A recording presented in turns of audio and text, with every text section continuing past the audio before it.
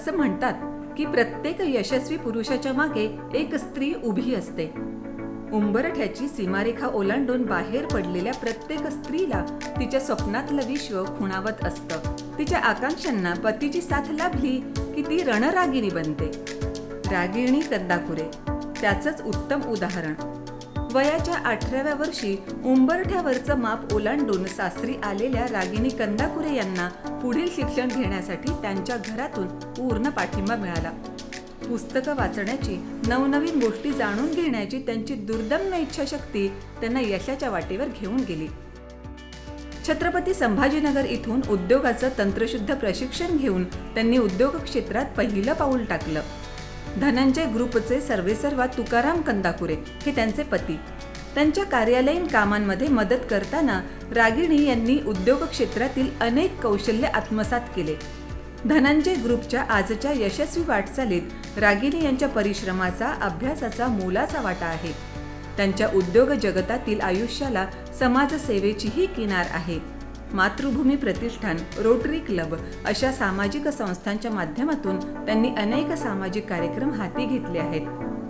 4 भिंती पलीकडे स्वतःचा विश्व साकारू पाहणाऱ्या प्रत्येक स्त्रीला रागिणी कंदाकुरे यांचा प्रवास प्रेरणादायीच आहे. उद्योग क्षेत्रातील त्यांच्या भावी वाटचालीसाठी TMT प्रोडक्शन्स कडून खूप खूप शुभेच्छा. TMT प्रोडक्शन्स आणि माय FM 94.3 आपल्या समोर घेऊन येत आहे नवदुर्गा उत्सव 2023. जागर स्त्री शक्तीचा, सन्मान महिलांचा, फक्त जननेक्स्ट चॅनलवर.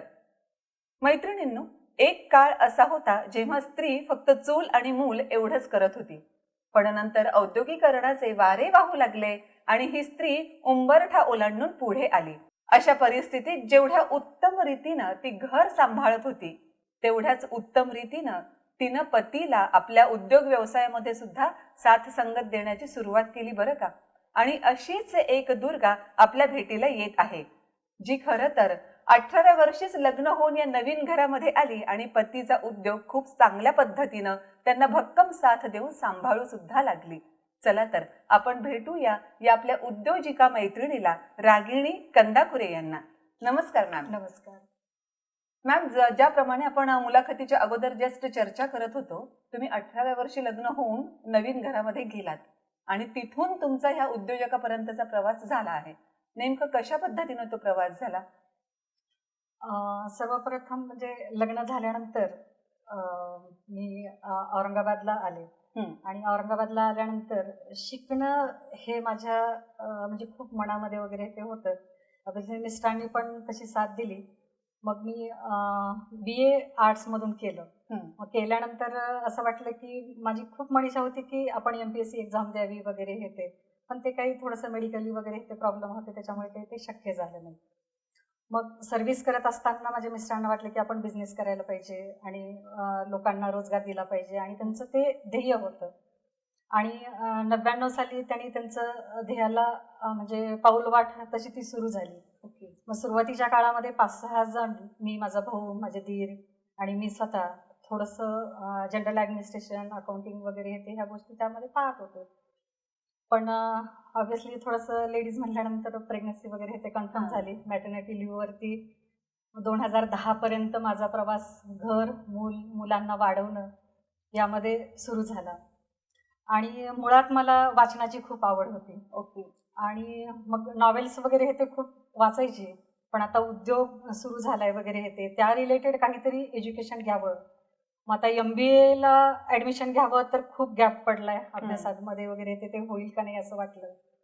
मग माझ्या शेजारी जे वसंतराव नाईक कॉलेजचे सर आहेत, त्यांनी सांगितले की आमच्याकडे पार्ट टाईम वगैरे हे ते BBA वगैरे हे ते ह्या गोष्टी सुरू झालेल्या आहेत, तर बघा. आणि 4 ते 7 ही वेळ माझ्यासाठी योग्य होती. मग मी पुन्हा BBAला ॲडमिशन घेतलं. ग्रेट. आणि मुलाचं 8वी 9वी 10वी आणि माझं वाचनाची आवड, आणि ते ग्रॅज्युएशन माझं कम्प्लीट करूया म्हणून ॲडमिशन घेतलं ते. मग खूप गॅप पडल्यामुळे काय झालं की अभ्यास कसा करायचा, आणि मुलांचा अभ्यास घेता येत होता पण स्वतः अभ्यास कसा करायचा हे कळत नव्हतं. पण मग तो सगळा अभ्यास करून शेवटी तुम्ही मिस्टरांना उद्योगामध्ये मदत करायला सुरुवात नाही. त्यावेळेस असं उद्योगामध्ये मी येईल किंवा मी बघेल वगैरे हे ते असं काही मनामध्ये नव्हतं किंवा काही असं नव्हतं. ठीक आहे, एज्युकेशन करावं, म्हणजे वाचनाची आवड, नॉवेल वाचण्यापेक्षा आपण एज्युकेशनची बुक्स वाचावं, हा फक्त मनामध्ये तो एकच ध्यास होता. मग आता अभ्यास करायचा म्हटल्यानंतर तो खूप गॅप पडलाय. मग मी ट्युशन्स वगैरे ते लावून तो अभ्यास कव्हर अप केला. BBA केल्यानंतर मग परत आमच्या उद्योगामध्ये तोपर्यंत उद्योग विस्तार बऱ्यापैकी वाढलेला होता. मग आता विस्तार वाढल्यानंतर जी कमर्शियल जे SAP हे सॉफ्टवेअर आहे, तर त्या सॉफ्टवेअरसाठी एक लीडर हवा होता. माझ्या मिस्टरांनी म्हणलं की ठीक आहे, याच्यासाठी एक लीडर लागणार आहे, तू काम पाहतील का? अच्छा. तर मी लगेच हो म्हणले. आणि तो जो प्रवास आहे SAP इम्प्लिमेंट करणं वगैरे हे त्या लोकांसोबत कॉर्डिनेट करणं वगैरे हे या गोष्टी केल्या. मला बिझनेसमधलं बऱ्यापैकी काहीच असं माहिती नव्हतं. जे माहिती होतं ते ऐकून माहिती होतं. मग ते झाल्यानंतर मग तो सॉफ्टवेअर डेव्हलप झाला, तो लाईव्ह झाला, गो लाईव्ह वगैरे झाला. आणि झाल्यानंतर मग मध्ये खूप लोकांमध्ये म्हणजे डिपार्टमेंट टू डिपार्टमेंट असे खूप हेवे दावे वगैरे ते ह्या गोष्टी सुरू झाल्या. सुरू झाल्यानंतर मग HR मध्ये काम करावं, ह्युमन रिसोर्समध्ये काम करावं, या दृष्टीनं मग तशी पावलं ही झाली. पण अगदी सुरुवातीच्या काळामध्ये फार सिरियसली मी पाहत नव्हते. एक वेलफेअर ऍक्टिव्हिटी HRची असते, त्याप्रमाणे बर्थडे साजरा करणं वगैरे ते ह्या गोष्टी पाहत होते. मग परत आणखीन काही गोष्टी अशा झाल्या की त्यामुळे मला अगदी सकाळपासून संध्याकाळपर्यंत त्या विश्वामध्ये रममाण व्हावं लागलं. मग तो HRचा रोल असेल किंवा परचेसमधला असेल, अकाउंटमधला असेल, लोकांमध्ये कोऑर्डिनेट करण्याचा असेल, बिझनेसमध्ये बरीचशीच आव्हानं आली. जो बिझनेस चालू होता, मग अचानक आम्हाला बजाजचं व्हेंडर कोड मिळाला. आणि ते बजाजचं काम करत असताना खूप सारे चॅलेंजेस होते. टीम त्याप्रमाणे डेव्हलप नव्हती. ते जे प्रेशर होतं तर ते खूप होतं. मग रात्रंदिवस काम करून तो जो सेटअप आहे तो पूर्णपणे आता उभा राहिलाय. आणि आज घडीला जवळपास म्हणजे 2,000 एम्प्लॉईज आमच्याकडे काम करतात सगळ्यांचे.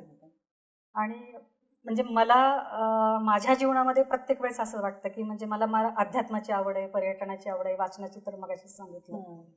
म्हणजे आपण रामायण महाभारत वगैरे हे ते वाचतो किंवा गीता वाचतो वगैरे हे ते पठण करतो सगळं. पण यामध्ये बरेच सगळेजण म्हणतात की महाभारत म्हणजे खूप अधर्म होता, खूप रक्तपात झाला, हे झालं. पण माझ्या मनाला प्रत्येक वेळेस असं वाटतं की म्हणजे ती एक निगेटिव्ह जी गोष्ट असते तर ती त्याच्यातून पॉझिटिव्ह कसं घ्यावं आणि पॉझिटिव्ह ती कशी होते, ह्या गोष्टींवर विचार करूनच म्हणजे बिझनेसमधले आव्हानं असतील तर ती मी पुढं नेली. आणि त्याप्रमाणे काही आव्हानांबद्दल सांगा ना, म्हणजे एखादं आव्हान असेल की जे फेस करताना तुम्हाला खूप कस लावावा लागला. कस म्हणजे ह्युमन रिसोर्समध्ये काम करत असताना म्हणजे लोकांचे जे इगो असतात त्या इगोंवरती वगैरे हे ते खूप लक्ष द्यावं लागतं. आणि काही जण त्या प्रमाणात व्यवस्थित वागतात, पण काही वेळेस म्हणजे अचानक एखादं कोणीतरी सोडून जातं आणि तिथे जो गॅप येतो ते खूप मोठं चॅलेंज HR मध्ये असतं.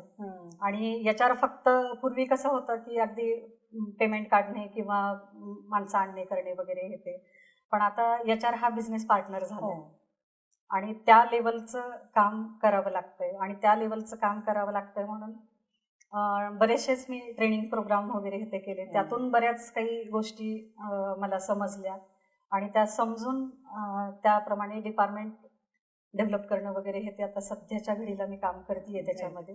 कारण आमचा बिझनेस हा जो होता तो पूर्वी फॅमिली बिझनेस असा रन असल्यासारखा होता, पण आता वरच्या थोडं सगळ्या गोष्टी वाढत गेल्या तर तो प्रोफेशनल वेनी कसा असला पाहिजे, ग्लोबली कसं चालू आहे, आपण कुठं आहोत, त्यामध्ये आपण काय करायला पाहिजे, या विस्तारावर सध्या काम करते. या व्यवसायात आल्यानंतर आता तुम्हाला असं वाटतं का की बाकीच्याही महिलांनी किंवा मुलींनी व्यवसायामध्ये आलं पाहिजे?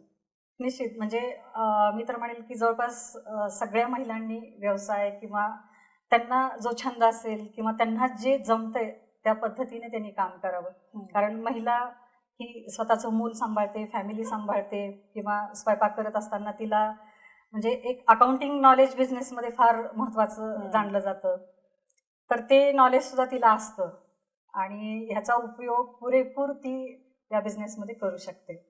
परिस्थिती कशीही आली घरामध्ये तर ती घर जसं सांभाळते तसं बिझनेस पण तसं बिझनेस अगदी काय म्हणतात तिच्यामध्ये ते काय Potential वाघिणीचं already- दूध yes, हे yes. असतं त्याप्रमाणे ती त्या कुठल्याही परिस्थितीला ती हँडल करू शकते.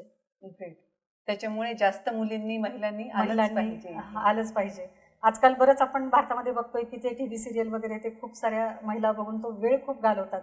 मला कधी कधी खूप वाईट वाटतं की इकडे वेळ न घालवता महिलांनी सजगपणे त्यांच्या कुठल्याही आवडीच्या व्यवसाय छंद असेल काही असेल त्याच्यामध्ये त्यांनी काम करावं. जगामधली कोणती गोष्ट बदलायला तुम्हाला आवडेल? जगामधली जी शिक्षण पद्धती आहे तर त्या शिक्षण पद्धती ज्या चांगल्या प्रकारे आपल्याला एक माणूस म्हणून घडवतील किंवा त्या पद्धतीनं विचार करायला भाग पाडतील अशा पद्धतीवरती म्हणजे बदलायला मला आवडेल. कारण मी एक त्याच्यातलं माझं स्वतःचं उदाहरण देते. कारण 10वी पर्यंत आम्हाला जे शिक्षक शिकवायचे आणि त्याचा बेस धरूनच आता मी बिझनेसमध्ये अगदी चांगल्या प्रकारे काम करू शकते असं मला वाटतं. ओके. म्हणजे तसं शिक्षण जर सगळ्यांनाच मिळालं डेफिनेटली ते सक्सेसफुल होते. ग्रेट. आणि देवीनं जर एखादा वर मागायला सांगितलं तर कुठला वर मागाल? वर मागायचं जर म्हणलं तर म्हणजे मी एक वारकरी कुटुंबातली आहे. म्हणजे सासर माहेर हे वारकरी कुटुंबातलं आहे.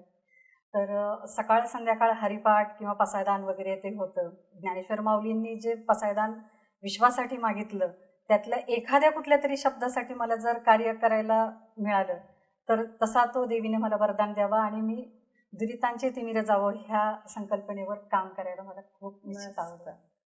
एकदम छान. मैत्रिणींनो, कशा वाटल्या तुम्हाला ह्या गप्पा? नेमकं आजच्या मुलाखतीतून तुम्हाला काय इन्स्पिरेशन मिळालं ते आम्हाला ऐकण्यासाठी आवडणार आहे बरं का. त्यामुळे खाली कमेंट बॉक्समध्ये लिहून अवश्य कळवायचं आहे. Thank you Ragini ma'am. थँक्यू.